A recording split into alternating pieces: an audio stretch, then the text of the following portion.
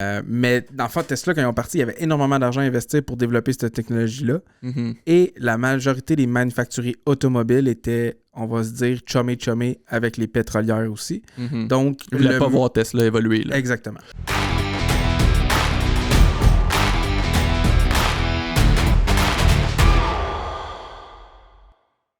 Salut Francis. Salut Félix. Ça va bien? Ben oui, toi. Ouais. Content, t'as une minute, là, content de te pas trop. revoir. Là, ça fait une semaine qu'on s'est pas vu. Bon retour. Merci. Cette semaine, on a un sujet quand même très intéressant, personnellement. On va parler de Tesla. On a beaucoup de points. Beaucoup de points. On va essayer d'y arriver. On va essayer de vulgariser, d'expliquer, en même temps d'informer, pour ceux qui connaissent pas l'histoire de Tesla, Yes, sir. en quelques minutes. Là. Plusieurs, mais on va essayer de faire ça court quand même. Parce que c'est vraiment une histoire de conte de fées. Ouais. Oui, un peu en dents de sang en même temps, puis montagne ouais. russe, mais c'est vraiment une belle histoire d'entreprise. Puis c'est une entreprise qu'on affectionne particulièrement. Puis le mouvement des véhicules électriques étant très, très, très à la mode depuis les dernières années. En effet. Je pense qu'on était rendu à faire un épisode qui est l'épisode de 12, si 12. je me rappelle bien, Yes. sur l'histoire de Tesla. Ouais. En fait, Tesla, il y a comme un début... Puis une fin, vécu heureux, il y a beaucoup d'enfants. Exact. Okay. Mais il y a un début assez différent que ce que la plupart des gens peuvent penser. Tesla, c'est pas commencé par Elon Musk. Parce que Elon Musk, comme on le sait, c'est la figure de Tesla. C'est maintenant le CEO, puis en grande partie le propriétaire de Tesla. Mais c'est pas lui qui a parti ça. Tesla, c'est parti en, je sais sûr, là, 2003. Mais ça a été parti par deux autres personnes qui s'appellent Martin Eberhard puis Mark Tarpenning. Mark Tarpenning, je le connaissais pas personnellement. Là. Ouais. Mais je connaissais le personnage, mais Martin Eberhard, j'apprends quelque chose ce matin, j'avais aucune idée de ça. Donc, puis là, on le sait, là, je vais juste faire une petite parenthèse, on sait très bien que le nom de l'entreprise de Tesla est basé sur l'icône, là, Monsieur Nikola Tesla, exact. Inventeur et ingénieur électrique. Exactement. Dans le fond, fait, ça, c'est un peu surprenant. Là. La plupart pensent que c'est Elon Musk qui est parti ça depuis le début. On va rien enlever à Elon Musk parce que Tesla, pour que Tesla soit rendu ce que c'est aujourd'hui, c'est à cause de lui. On va se le dire. Exactement. Par contre, il a sauvé la compagnie. Là, quand il est arrivé dans la compagnie, il l'a sauvé. Là. Ben, en fait, quand il est arrivé dans les premières années, Tesla, on s'entend que dans le véhicule électrique, 100% électrique, une entreprise qui offre aucun autre produit que des véhicules 100% électriques, dans un marché qui n'était pas encore 100% prêt. Là, on parle de 2003. Là. Ouais. Ça fait longtemps, là, quand même. Ça fait quand même assez longtemps. Là. Ça fait 18 ans, en fait. Là. C'est que Tesla est majeur cette année, en fait. Quand on y pense. c'est ça vrai, pareil. Mais ça va vite. Là. Ah ouais, ça va super vite. Dans les premières années, c'était vraiment beaucoup de recherche et de développement de relations qui étaient faites pour Tesla. Puis ça veut dire que c'est énormément d'investissement et énormément d'argent qui revole par les fenêtres, excusez-moi l'expression, et qui ne revient pas tout de suite. Donc, ça prend quelqu'un qui a les reins solides et un gars comme Elon Musk qui a, en fait, créé, vendu, peu importe l'histoire à l'entour de ça, PayPal, et qui avait quand même pas mal d'argent. Il a fait plusieurs autres petites entreprises. Exactement. Je connais pas l'histoire complète d'Elon Musk en détail avant Tesla. Il était, avant que PayPal s'appelle PayPal, ça s'appelait, je me rappelle pas le nom, mais il y avait une autre compagnie qui a été vendue pour que ça devienne PayPal. C'est là qu'il a fait son argent. C'est là que ça fait son coup d'argent. En fait, au début... son coup d'argent, il a travaillé il en a fait beaucoup. Là. Lui et son frère qui avaient parti ça. Eux, dans le fond, ils viennent de l'Afrique du Sud, je me trompe pas. Là. Ils sont pas américains, évidemment. Mais depuis qu'il s'est installé aux États-Unis et qu'il a repris Tesla, il a fait, c'est lui qui, comme je dis, là, c'est lui qui a sauvé la compagnie qui a fait en sorte que Tesla, c'est aujourd'hui. Ouais, exact. Puis en fait, Tesla, on parle de 2003, mais dès 2004, Musk arrive et finance Tesla à l'auteur de comme 95% ben c'est ça, exact. de l'argent qu'il avait besoin à ce moment-là, puis il devient officiellement le président du conseil d'administration de Tesla. C'est ça. C'est quand il a fait son argent avec ses ventes de ses anciennes business qui avaient parti. Ce qu'il a décidé de faire, c'est de réinvestir son argent. Il va faire ça plusieurs fois durant sa carrière d'entrepreneur. Entrepreneur / philanthrope / Ironman des temps modernes. / crazy. Là. C'est il est un peu... c'est tout un personnage aussi, là, par exemple. Là. Elon Musk, là, il est comme... il est bizarre un peu, mais on l'aime de même. T'sais. Mais si je ne me trompe pas, là, juste avant qu'on continue, s'il a investi en 2004 dans Tesla, la majorité de l'argent qu'il avait besoin, je pense que c'est-tu au même moment ou quelques années plus tard qu'il a investi aussi une autre partie de son argent dans SpaceX. Je sais pas c'est quand exactement les années que lui, personnellement, il a décidé de faire ça, mais c'est quand que Tesla a commencé à faire a commencé à se développer. Là. Il me semble que c'est comme peut-être 2008, 2010, ces années-là. Quand il a décidé de faire ça, la compagnie, il n'y a pas beaucoup de personnes qui voulaient aider Tesla. Parce que, tu sais, le domaine électrique, là, dans automobile électrique, c'était pas vraiment à mode là, dans ces années-là. Ben, c'est pas nécessairement... Ben oui, c'était pas en mode, mais c'était pas juste ça. C'était une technologie qui était très, très, très coûteuse à développer. Puis les grands manufacturiers... Ben, encore là, je parle peut-être à travers mon chapeau, puis on l'a pas mentionné en début de podcast, mais on reste encore des chroniqueurs journalistiques automobiles non crédibles. Exactement. Mais dans le fond, Tesla, quand ils ont parti, il y avait énormément d'argent à investir pour développer cette technologie-là. Mm-hmm. Et la majorité des manufacturiers automobiles étaient, on va se dire, chumé avec les pétrolières aussi. Mm-hmm. Donc, je voulais pas voir Tesla évoluer. Là. Exactement. C'est Puis, là que je m'en allais. Quand Tesla a eu de la misère, c'était pas le début parce qu'on a dit que ça a été créé en 2003, mais quand elle a vraiment commencé à prendre de l'ampleur puis que les gens étaient plus intéressés, Tesla a eu de la misère, comme tu disais, avec les coûts de production, puis tout ça coûtait cher. Puis, avec l'offre de produits aussi, parce qu'en 2008, Tesla offrait juste le modèle, dans le fond, la Roadster, qui était bâti 100% avec le châssis de la Lotus Elise. Là. Fait que ça faisait quand même une offre de produits assez limitée, là, pas pour monsieur, madame, tout le monde. Puis je me rappelle pas du prix exact de la Roadster. Ça va pas être donné non plus. Exactement. C'était quand même assez dispendieux, puis c'était le seul, en fait, véhicule offert par Tesla à ce moment-là. C'était pour faire surtout parler de la marque, voir quand c'était rapide, tout ça. Ben, on en fait juste 1000 exemplaires. C'est ça. Ben, quand Elon Musk a décidé de dire bon, ben, personne veut m'aider, ou les banques n'étaient pas trop. Il a pris de son argent à lui, puis il a tout réinvesti. Il a réinvesti de l'argent dans Tesla, la plupart. Il a parti SpaceX, puis. Boring. Boring Company un peu. Après, genre? Ben, pas mal dans les mêmes temps, mais il l'a développé un peu plus tard, parce que là, ça, Boring Company, ceux qui ne savent pas, c'est sa compagnie qui a décidé pour aider de régler la solution du trafic, là, un peu aux États-Unis. Creuser des tunnels souterrains. Fait que ça, c'est déjà commencé à Los Angeles. Je sais qu'il avait commencé une partie. Hyperloop, c'est ça? Pour faire un peu des Hyperloop là, dans ce genre-là, souterrain. Mais fait que Boring Company puis Solar City. Solar City, c'est pour les toits solaires. C'est ça, exactement. Puis ça, par exemple... traduit dans ma tête rapidement. Là. T'es bon. Ensuite, il a décidé de prendre ça, Solar City, dans le fond, ça s'appelle plus comme ça maintenant, c'est vraiment sous la bannière de Tesla, mais tout ça pour dire qu'il a pris tout son argent personnel pour réinvestir dans Tesla puis toutes les compagnies que j'ai dit. Parce que lui, il croyait en ces choses. Puis si on regarde aujourd'hui, ben il a bien fait, tu sais. Puis entre-temps aussi, entre parenthèses, il a quand même créé un lance-flamme là, avec le The Boring Company. C'est ça. Là, on peut s'embarquer, on peut tout de suite aller là, comme tu dis, c'est un maître du marketing. Ouais, exact. Ben, on va y aller. Ça fait partie de ces certains stratagèmes marketing qu'il a fait. Ouais, c'est le gourou, le stratège. Comme je dis, moi j'aime ça l'appeler le Iron Man des temps modernes. Là. En fait, c'est vraiment le Iron Man dans la vraie vie, là, pour moi, Elon Musk. Puis si on vient juste un peu à nos moutons, là, on parle de... Au départ, comme on disait, mettons qu'ils ont commencé avec la Roadster, t'as dit Elon Musk a sauvé la compagnie de la faillite. Ensuite de ça, il est revenu en force, a fait un stunt marketing au Salon de l'Auto de Monaco en 2008, est arrivé avec la Roadster. Et qui était là et qui a vu la Roadster et qui a été impressionné par le modèle de véhicule? Il y avait U2. Il y avait Bono, en fait. Bono, pas le groupe au complet, mais il y avait Bono. Il y avait Prince Albert puis Damon Hill. Je les connais pas. Prince Albert, je le connais pas personnellement, mais je sais c'est qui de nom. Bono aussi. Là. Bono est dur, Bono, évidemment. Damon Hill, aucune idée c'est qui. Mais des personnes influentes qui ont fait en sorte qu'ils ont aidé à peut-être rebooster un peu la compagnie lors de ce salon de l'auto-là à Monaco. Puis là, ils ont fait, à cause de ça, dans le fond, à Monaco, on s'entend que c'est en Europe. On va se placer géographiquement. Les 1000 exemplaires qu'on parlait de 2008 à 2009 de la Roadster ont été réservés et vendus 100% aux États-Unis.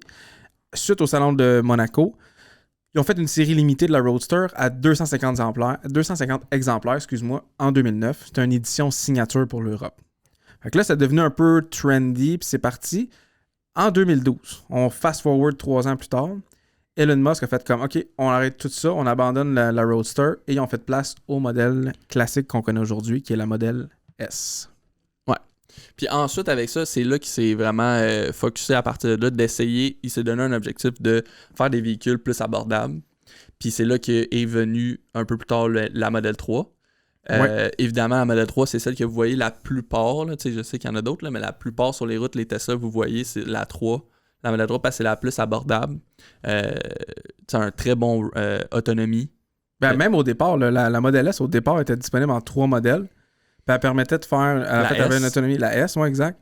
À 3 modèles, excuse-moi, puis elle permettait d'avoir une autonomie entre 380 et 480 km/h. Pour un début, c'est très bon là, dans le temps. Là. Dans le temps, on parle de 2012. Là. Il y avait pas, je pense qu'il n'y avait aucun véhicule qui avait autant d'autonomie au niveau d'un véhicule 100% électrique. Là. Je me rappelle, dans les débuts de Tesla au Québec, je me rappelle d'en avoir vu sur les routes, puis c'est tout de suite, tu vois ça sur la route, t'es comme... Tu sais, c'est quoi, puis c'est un style très sport, quand même, surtout la S, là, mais la S ou la 3, peu importe. Tu sais, au début, dans les premières sur les routes, t'es comme... Tu comprends pas trop qu'est-ce qui se passe là, quand t'en vois une passer. Puis c'est vraiment intéressant, tu sais. Fait que je me rappelle d'en avoir vu au début, là, au Québec, là, dans les premières années, puis j'étais comme, c'est quoi ça? Puis là, on en voit de plus en plus au Québec. C'est pratiquement commun, là. C'est la Model la marque, 3 je sais pas comment le dire, là, mais la Model 3 a vraiment amené... Monsieur, madame, tout le monde à pouvoir se permettre ce type de véhicule-là. Oui, exact. Puis ça fait en sorte qu'on en voit énormément sur les routes aujourd'hui. Là, aussi, un point important et très intéressant, on parle encore du marketing gourou de Elon Musk. Mm-hmm. Tesla a commencé, dans ces années-là, à installer des bornes de rechargement en Amérique et en Europe. Un peu partout. Ouais. Moi, je connais aucune autre entreprise, aucune autre manufacturier, entreprise oui, là, mais aucune autre manufacturier automobile. Il n'y a pas Ford, ni Hyundai, ni... Avec des bornes des bornes pour charger ton véhicule, brandé Tesla, puis c'est des bornes super rapides beaucoup en plus. Plus rapides que, mettons, il y a le réseau électrique au Québec qui est bon, ouais. mais qui est moins... c'est pas autant performant que Tesla, là, on peut pas dire ça, là. Parce que Tesla, tu sais aussi, quand c'est leur propre véhicule que tu mets avec leur propre charge, donc évidemment, c'est des supercharge qui appellent Tesla. Exact. Il y en a quelques-uns au Québec, mais il n'y en a pas tant que ça non plus de Tesla, mais ça fait en sorte que c'est un autre valeur ajoutée à la marque. Là. Exactement. C'est juste une valeur ajoutée. Quand tu te prends dans Tesla, puis que dans ta Tesla, tu as un genre de méga iPad, puis que tu as juste à taper, puis tu sais où ce qu'ils sont, puis que ton véhicule est plus rapide d'aller le retrouver. Tu n'as pas vraiment à chercher. C'est un plus. Là. C'est plein de petites choses comme ça. Tu n'as même pas non plus pour l'avoir fait quelques fois. Là, je ne possède pas de Tesla, là, mais pour l'avoir fait quelques fois qu'une Tesla, quand tu recharges, c'est chargé à ton compte directement. Au concessionnaire. Tu n'as pas besoin de payer avec ta carte de crédit ou avoir un abonnement au circuit électrique, peu importe. Là. Tesla, c'est chargé là, merci, bonsoir, ça va sur ton paiement ou peu importe comment ça se passe. C'est pas moi qui avais payé quand j'ai pris, là. Non. Mais ça charge rapidement puis c'est magnifique. Alors, c'est juste une petite parenthèse du fait que le marketing de Tesla j'ai l'impression qu'ils écoutent beaucoup leurs consommateurs puis ils font des ajustements rapidement. Puis, tu sais, si tu es à l'écoute de ton consommateur, c'est là que t'améliores la compagnie, puis c'est là que tu fais des plus, puis ça, tu vas chercher encore plus de monde. T'sais. Puis là, ils ont créé une grosse polémique aussi en 2014, en septembre 2014 pour être plus précis. Ils ont rendu disponible sur les Model S l'autopilote. Ouais. Ça, c'était... C'est vrai. Si je me trompe pas, encore une fois, c'est probablement la première compagnie, voire une des premières compagnies, mais qui était vraiment plus médiatisée, en fait. Là. Mm-hmm. L'autopilote dans un véhicule vendu au civil. Là.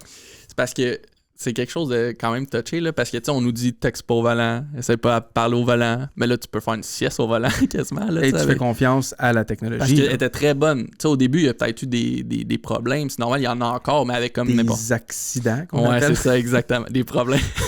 Mais c'est ça, tu sais. Puis il y en a beaucoup de vidéos, on en voit encore, là, vous pouvez regarder sur YouTube là, de personnes sur l'autoroute qui dorment dans leur Tesla.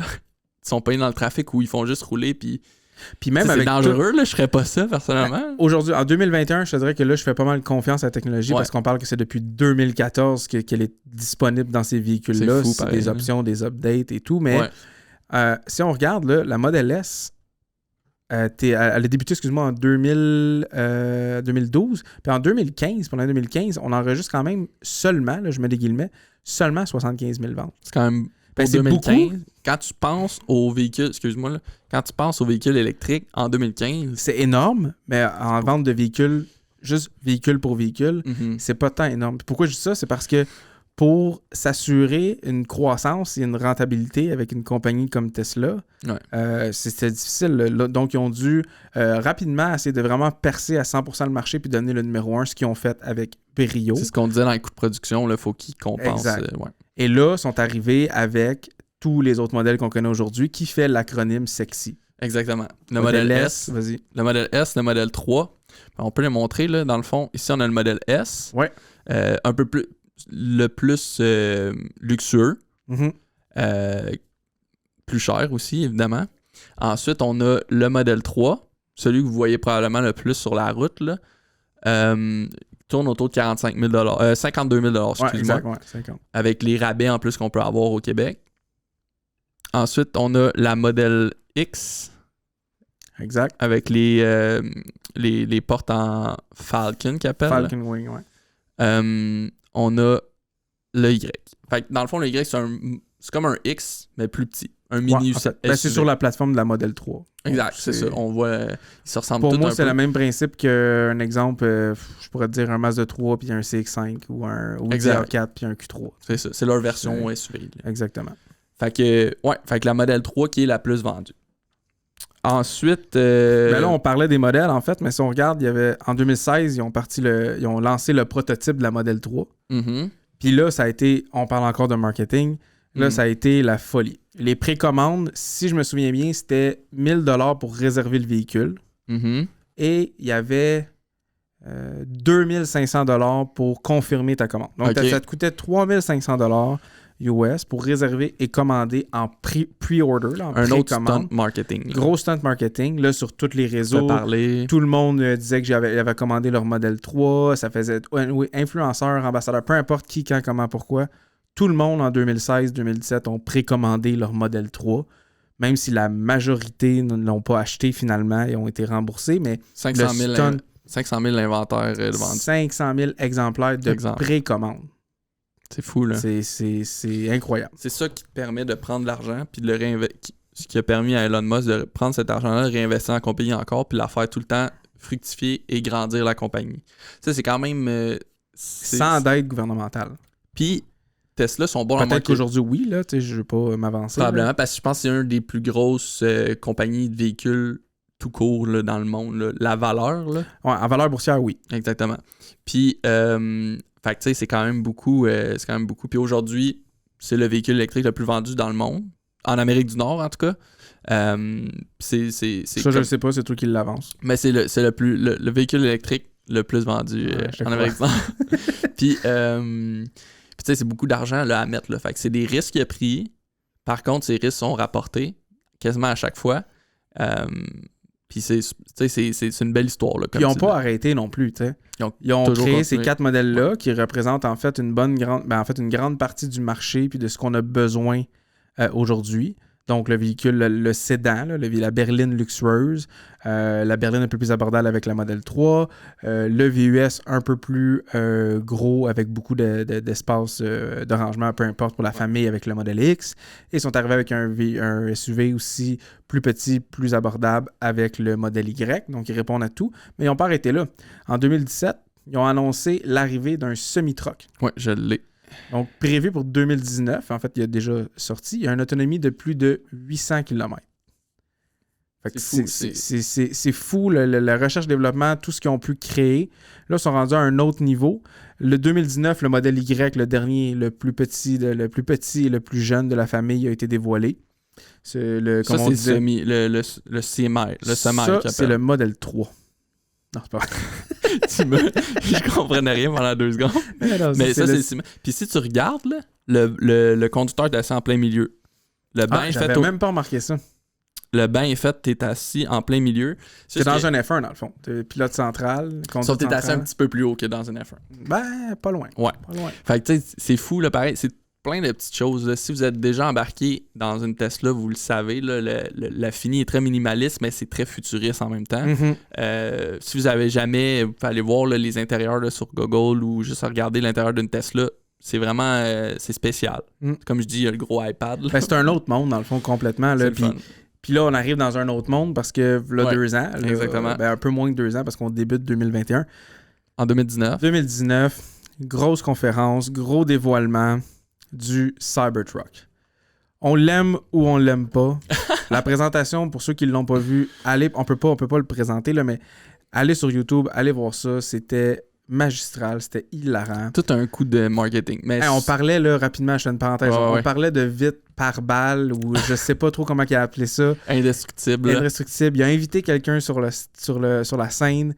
La première roche qui a été lancée sur la vitre elle a cassé.